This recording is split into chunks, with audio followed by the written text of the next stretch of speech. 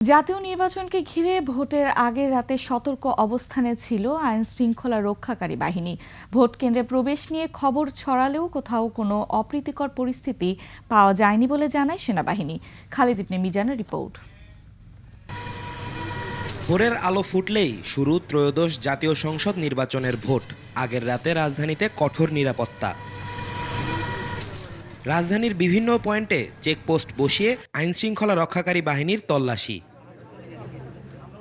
ভোটের আগের রাতে নানা বিভ্রান্তিকর খবর ছড়ালেও কোনো অপ্রীতিকর পরিস্থিতি পাওয়া যায়নি বলে জানায় সেনাবাহিনী। সবাই আশ্বস্ত থাকবেন, কোনো ধরনের কোনো অসঙ্গতি এখন পর্যন্ত ঘটেনি এবং ইনশাআল্লাহ আমাদের যে পেট্রোল কার্যক্রম চলমান আছে কোনো ধরনের কোনো অসঙ্গতি ঘটবে না।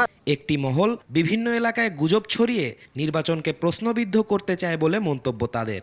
নির্বাচনকে বানচাল করার জন্য অথবা প্রশ্নবিদ্ধ করার জন্য এই ধরনের গুজব বা রিউমার ছড়াচ্ছে। শান্তিপূর্ণ ও উৎসবমুখর নির্বাচন নিশ্চিত করতে আইনশৃঙ্খলা রক্ষাকারী বাহিনী প্রস্তুত বলে জানান তারা। খালিদ ইবনে মিজান, 21 টেলিভিশন, ঢাকা।